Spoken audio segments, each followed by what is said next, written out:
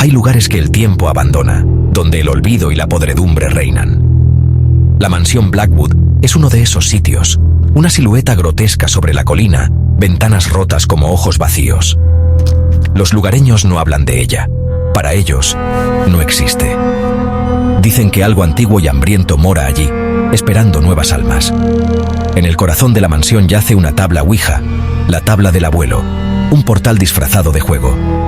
Todos los que han jugado con ella han encontrado el fin, seducidos por secretos que solo esconden un abismo sin retorno. Para entender el horror que ahora acecha en cada rincón de esta casa, el escalofrío que recorre los pasillos y la oscuridad que se cierne sobre nosotros, hay que volver a los días de Alistair Blackwood, el patriarca de esta familia, un hombre de ciencia y razón, al menos en apariencia. Un hombre consumido por la pérdida y la desesperación, un abuelo cuyo legado nos persigue hasta el día de hoy. Un hombre que, tras la trágica muerte de su amada hija, se obsesionó con contactar a su hija muerta, con romper las barreras entre este mundo y el más allá, sin importar las consecuencias. La pena lo había cegado, llevándolo por un camino oscuro y peligroso. Tras años de búsqueda incansable en bibliotecas polvorientas y grimorios prohibidos, explorando textos arcanos y consultando con ocultistas sombríos, Alistair se convenció de que la comunicación era posible. Finalmente, en un viaje desesperado, adquirió la tabla en un bazar de El Cairo, un lugar laberíntico lleno de misterios y secretos ancestrales, donde lo prohibido se vende al mejor postor. Ignorando advertencias sobre su origen maldito, los susurros de los mercaderes y las leyendas que hablaban de espíritus atrapados y portales a la oscuridad, él solo veía una herramienta, una llave para abrir la puerta a su hija.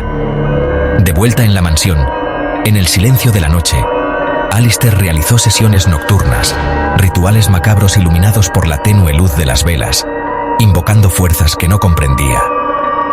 Con cada sesión, esperaba ansiosamente la voz de su hija, una señal, una prueba de que su alma aún existía y podía comunicarse con él.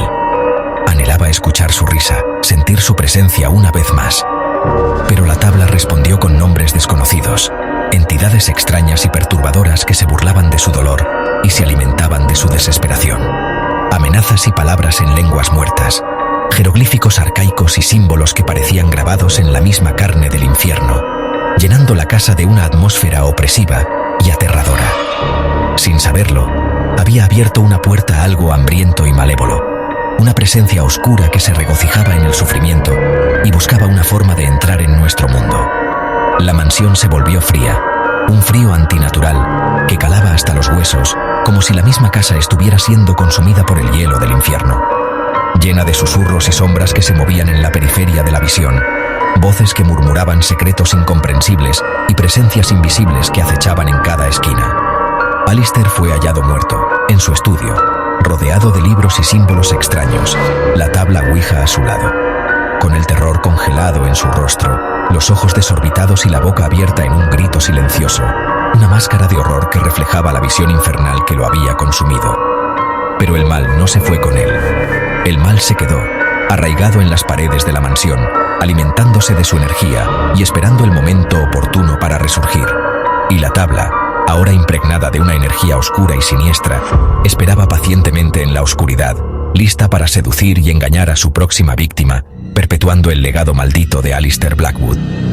Décadas después, los hermanos Carlos y Sofía Valdivia entraron en la mansión por un reto adolescente. Encontraron la tabla en el estudio y, entre risas nerviosas, decidieron jugar. Al preguntar si había alguien, la planchette respondió: «Sí, ¿quién eres?»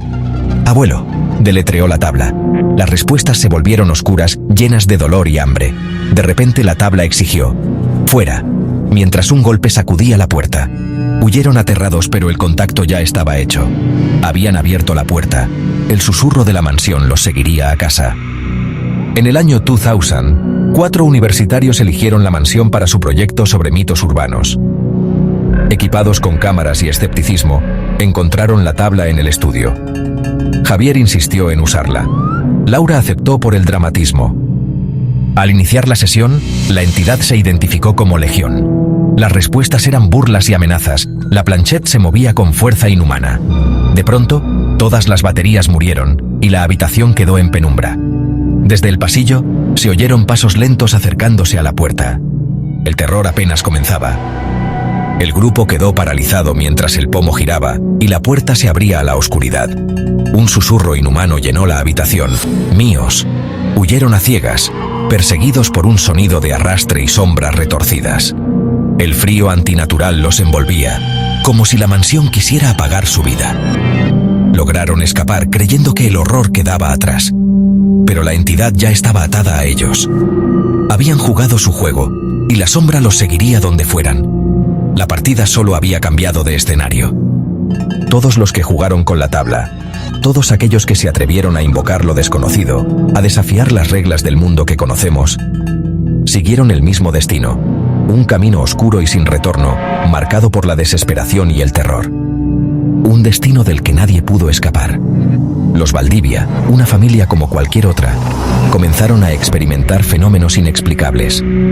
Escuchaban susurros en la noche, voces que parecían venir de las paredes, y veían figuras en casa, sombras que se movían en la periferia de su visión, presencias que los observaban desde la oscuridad. Primero Sofía, la hija mayor, luego Carlos, el padre de familia, desaparecieron sin dejar rastro, como si la tierra se los hubiera tragado. Sus habitaciones quedaron intactas, sus pertenencias en su lugar, pero ellos simplemente se desvanecieron. Los universitarios, jóvenes llenos de vida y sueños, tampoco escaparon a la maldición. Mónica desapareció tras noches de gritos aterrorizantes, gritos que helaban la sangre y perturbaban el silencio de la residencia estudiantil. Nadie supo qué la atormentaba, pero todos temían por su vida. Javier, consumido por el miedo, dejó una nota críptica. Nos está llamando. Una advertencia escalofriante, un mensaje desesperado antes de su propia desaparición.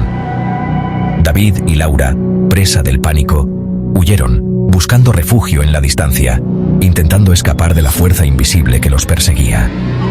Pero en un motel lejano, en la soledad de la noche, David fue poseído por una entidad maligna. Sus ojos se tornaron oscuros y su alma quedó atrapada. Y ambos desaparecieron, sin dejar más que una habitación desordenada y un silencio sepulcral. La policía, desconcertada, solo halló habitaciones vacías, sin pistas, sin respuestas. Solo la fría evidencia de una tragedia inexplicable. Y puertas cerradas por dentro, un enigma que desafiaba toda lógica, un misterio que se negaba a ser resuelto.